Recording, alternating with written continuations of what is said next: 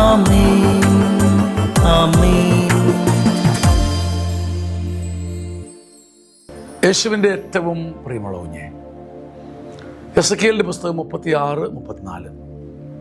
വഴിപോക്കരുടെ ദൃഷ്ടിയിൽ ശൂന്യമായി കിടന്ന വിജനപ്രദേശത്ത് കൃഷി ഇറക്കും. എസെക്കിയേലിന്റെ പുസ്തകം 36-34. കാണുന്നവരുടെ മുമ്പിൽ, വഴിപോക്കരുടെ മുമ്പിൽ, സഞ്ചാരികളുടെ മുമ്പിൽ ഒന്നുമില്ലാതെ ശൂന്യമായി കിടന്ന വിജനപ്രദേശത്ത് ആർക്കും ഒന്നും ചെയ്യാൻ സാധിക്കില്ല, ഒരു വിത്ത് പോലും വിതച്ചാൽ ഗുണം പിടിക്കില്ല എന്ന് കരുതിയ വെറും വിജന പ്രദേശത്ത്, തരിശ് ഭൂമിയിൽ ദൈവം ഒരു പുതിയ പ്രവൃത്തി ചെയ്യും. എൻ്റെ വ്യക്തി ജീവിതത്തിൽ ദൈവം ചെയ്യുന്ന പ്രവൃത്തി ഇത് തന്നെയാണ്.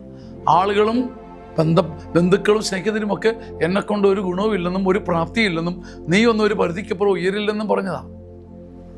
വഴിപോക്കരുടെ ദൃഷ്ടിയിൽ വെറും ശൂന്യമായി കിടന്ന, പഠിപ്പില്ലാത്ത, പ്രാപ്തിയില്ലാത്ത, കഴിവില്ലാത്ത, എഫിഷ്യൻ്റ് അല്ലാത്ത വിജനമായ കൃഷിഭൂമിയിൽ ദൈവം തൻ്റെ കൃഷി ഇറക്കും. ഇത് ദൈവത്തിൻ്റെ പ്രവൃത്തി. മനുഷ്യന് ചിന്തിക്കാൻ പറ്റാത്തൊരു കാര്യമാണ്. എഫിഷ്യൻസിക്കും പ്രാപ്തിക്കും മാത്രം വില കൊടുക്കുന്ന മനുഷ്യൻ്റെ മുമ്പിൽ, വഴിപോക്കരുടെ മുമ്പിൽ തികച്ചും ശൂന്യമായി കിടന്ന വിജനപ്രദേശത്ത്, ഒരു കള്ളിമുൾച്ചെടി പോലും കായ്ക്കാത്ത, പൂക്കാത്ത പ്രദേശത്ത് ദൈവം തൻ്റെ സ്നേഹത്തിൻ്റെ വിത്തെറിയും.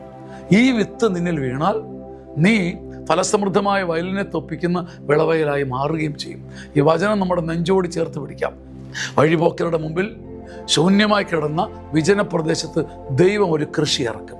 ആ കൃഷി ഇറക്കുന്ന വിളഭൂമിയായി മാറാൻ എൻ്റെ ഹൃദയത്തെ വിട്ടുകൊടുത്ത് അഭിമാനത്തോടെ നീങ്ങാം. ആമേൻ ആമേൻ ആമേൻ.